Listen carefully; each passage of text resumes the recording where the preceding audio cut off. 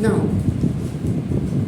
in arithmetic progression, question number 8 of exercise number 5.2, an AP consists of 50 terms, of which third term is 12 and the last term is 106. Find the 29th term. So now, we will solve this question आता now solution number आपका देखो then the first two lines will be the same as follows. Let a small a be the first term of an AP and a small d is its common difference.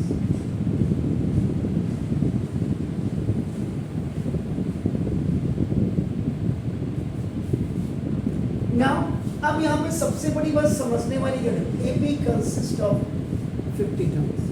तो नाम देखो तो यहाँ पे n is equal to ये जो number of terms है ये number of terms is equal to 50. ये आपका देखो नाम given. So now AP when you make the standard form of an AP के जो स्टैंडर्ड फॉर्म रहेगी that will be first term, second term, third term और आपका ये एक्चुअल में जो A50 है जैसे AP कंसिस्ट ऑफ 50 टर्म्स. यहाँ पे कंफ्यूजन ये है यहाँ पे उसने कह दिया लास्ट टर्म. ये देखिए कई बच्चों के समझ में नहीं आएगा. नंबर ऑफ टर्म्स 50 है इसका मतलब यहाँ से लेकर यहाँ तक n is equal to number of terms से दैट इज इक्वल टू 50. और ये जो A50 है दिस इज योर an. तो देखो इसका मतलब तो देयरफॉर देखो an इज इक्वल टू ये देखो इन्होंने जो बोला लास्ट टर्म और लास्ट टर्म आपका देखो यही आपका A50 है and that A50 is what 106. Now, because the last term is given, so now it's your finite AP.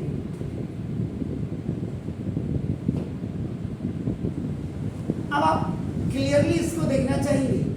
ये देखो ये फर्स्ट टर्म, ये second term and third term आपका देखो दिस इज द 12. ये देखो एंड ये जो A50 है दिस इज 106. ये आप इसको ऐसे समझिए.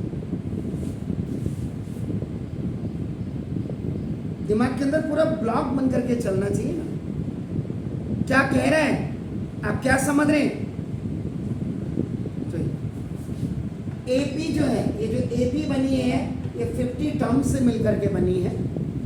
और यहाँ पे उसने कंफ्यूजन के लिए अगर ये कहता है 50th टर्म इज 106 बच्चा धड़ल्ले से करता ये भाई लास्ट टर्म लिखा है इसमें पता नहीं. तो कई बच्चे तो कंफ्यूजन में. तो this last term is what? That is the A50. Hello अब आप करेंगे. अब यहाँ पे सेम क्या कर देते हैं. First condition I start it from here. Now third term of an AP is equal to अपना नाम देखो दिस द 12.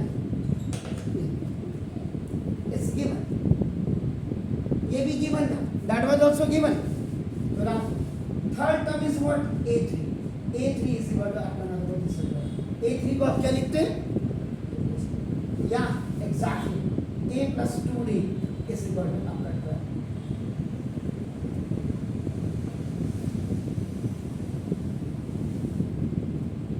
आ गया. Then second condition. Last term यानी कि जो 50th टर्म है इज 106. ये भी आपका गिवन है.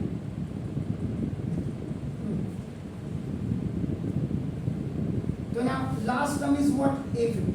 यहाँ पे an मत लिखना, यहाँ पे A50 लिखेगा तो नाम है 106. A50 is what you can write. A50 को कैसे लिखेंगे? Exactly. A plus 49D is equal to 106. अब देखो इन दोनों का काम.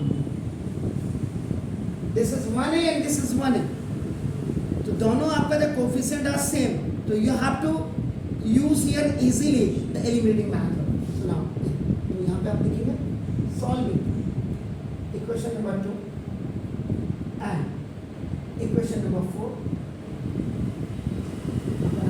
Bye eliminating method. किसको एलिमिनेट कर रहे हैं आप, किसको किक आउट कर रहे हैं, किसको भगा रहे हैं, एक, because they both have the same coefficient. So now a plus 2d is equal to 12 and a plus 49d is equal to 106. Both have the same sign. So now what you like on subtraction, you have to change the sign. So now on subtraction, minus minus minus, khalas 1a 1a. Now this minus 47d is equal to 6 में से 2 जाइए, it's 4. इससे cancel, now d is equal to 94 over 47. This coefficient of d will go down as a denominator. Now by cross multiplication, 47 to some, now d is equal to 2 and this is the common difference. किसी भी term को बनाने के लिए, किसी भी AP को बनाने के लिए फर्स्ट टर्म में common difference is required. Now substitute the value of d is equal to 2 in either in equation number 2 or equation number 4, आपकी मर्जी है। I have left it on here, मैंने 2 में डाला तो आप घर जाके उसमें डालें। So now देखो this a अपना now plus 2 into d is 2 is equal to 12. So now this so a equal to 12 minus 4 14. A is equal to अपना this first term and first term is equal to sorry 8. ये आपका clear है यहाँ तक आपका, बस अब आपने क्या करना, you have to find out 29. चलो यहाँ पे आप लिखिए for 29 term। यहाँ पे आपके पास दो रास्ते, पहला रास्ता तो आपका नाम a29 इज इक्वल टू आप लिख सकते हैं a plus 28, a is 8 plus 28 into this is 2, तो 8 plus this is आपका नाम कितना हो गया 56 और 56 नाउ 64, यानी a29 आपका ये। इसका मतलब आप AP को देखिए जरा, देखो फर्स्ट टर्म आपका, ये आपका सेकेंड टर्म, ये आपका थर्ड टर्म, रास्ते में आपका a29 भी आपको मिल रहा है और लास्ट में आपका तो you are getting the a50।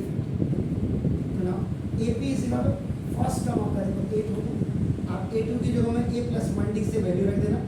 a3 already आपका ना थर्ड टर्म आपको कितना दिया था 12 दिया था आपका, तो जब कॉमन डिफरेंस आपका आ रहा है ओबियसली आपका ना ये आपका 10 हो जाएगा, आपका देखो a29 आपका 64 आ गया और ये आपका 106 आपका क्लियर। अब आप घर जाकर के एक्स्ट्रा में क्या करेंगे, यहां हमने बिल्कुल आंसर निकाला,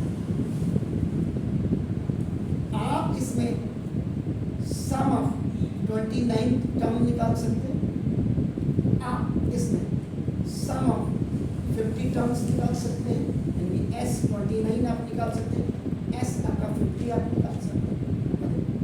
ये उसके बाद आप क्या करना, an आप निकालना, जो formula a plus n minus 1 into d, यहाँ पे भी मैंने आपको बोला था ये आप 29 टर्म के लिए आपका आप an is equal to a plus n minus 1 into d, ये आपका फॉर्मूला यूज करके एक तो डायरेक्ट आपको बताया हमने कि यार आप a50 निकाल लीजिए, a plus 49 d, a60 निकालना तो आपका a plus 59 निकालना। यहाँ पे भी आप एक बार n is equal to आप यहाँ पे 29 रखें, तो a29 is equal to first term आपका 8 plus 29 minus 1 into d आपका देखना दे सकते हो, a29 is equal to 8 plus 28 into 2 आपका देखना 8 आपका प्लस आपका 56, a29 is equal to ये आपका 60। बच्चे डायरेक्ट करते हैं तो आप फॉर्मूला यूज करते हैं, वैल्यूबल आपका नहीं, आप ज़्यादा जानते हैं किसी से। एक होता है रट करके करना, एक समझ करके करना, दोनों में बड़ा है। आपने ए एन निकाल दिया, यहाँ पे n is equal to n ही रखें, तो इससे आपको अब 50 लेने के लिए अब ए एन इज इक्वल टू आपका निकल जाएगा। देन आप क्या करना, ए एन माइनस 1 निकालना। देन आप क्या करना, कॉमन डिफरेंस आपका देखो ना देश का d is equal to formula a n minus 1 करना। इससे अगर कॉमन डिफरेंस आपका 2 निकलता है, इसका मतलब 10 ही आपका हो जाएगा। इसके बाद फिर आप क्या करना, एस एन निकालना। एस एन निकालने के लिए भी आपके दो फॉर्मूला, फाइनाइट का और इनफाइनाइट का, आप दोनों को यूज कर सकते हैं अपना। इसमें भी n is equal to n ही रखें, जैसे s n is equal to आपका n/2 आपका नाम a प्लस ए एन आपका, यहाँ पे n की जगह में n ही रखना। और हमेशा याद रखेगा एस एन कभी भी होगा, एस एन आपका n स्क्वायर में जरूर आएगा, n स्क्वायर, इसमें n square will come definitely.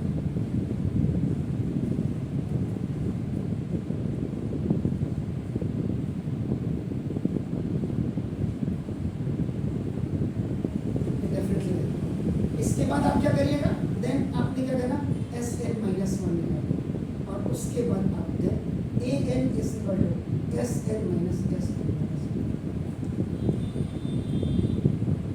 अब आप सिंपल समझिए, हमने एक क्वेश्चन किया और एक क्वेश्चन के बेस पर 1 2 3 4 5 6 7 8 9 पार्ट कर दिए, इसका मतलब हमने 9 क्वेश्चन हमने कर दिए। Is it clear? Please do it, अगर आपने कर लिया डू इट।